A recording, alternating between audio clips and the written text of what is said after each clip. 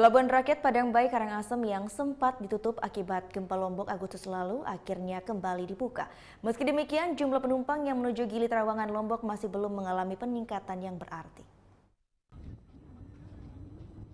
Sempat ditutup saat gempa Lombok Agustus lalu, Pelabuhan rakyat Padangbai Karangasem yang menuju Gili Trawangan Lombok kembali dibuka. Senin pagi, nampak ratusan wisatawan asing maupun domestik mengantri menunggu giliran masuk ke dalam bot. Meski telah dibuka pada pertengahan September lalu, namun jumlah penumpang masih belum mengalami peningkatan signifikan. Jika biasanya di hari normal kapasitas penumpang yang menuju Gili Trawangan Lombok bisa mencapai 1.500 orang, namun kali ini hanya mencapai 600 penumpang per hari. Selain karena situasi kawasan Gili Trawangan belum sepenuhnya kondusif, hal ini juga disebabkan lantaran sebagian wisatawan masih trauma akan gempa.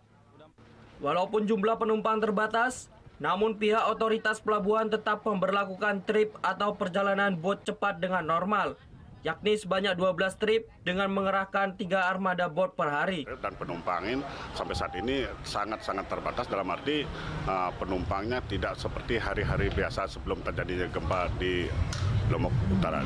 Karena situasi sampai saat ini di Gili Trawangan belum begitu kondusif, aman, dan begitu juga di daerah itu dalam bisa dikatakan tamu-tamunya masih dalam keadaan trauma.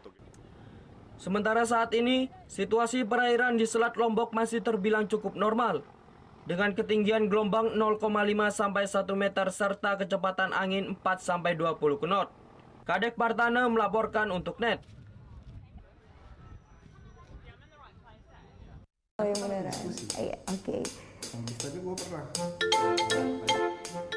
Nah, udah kan untuk beritanya? Jangan lupa di subscribe, di like, dan juga di komen ya akun YouTube dari Net Bali.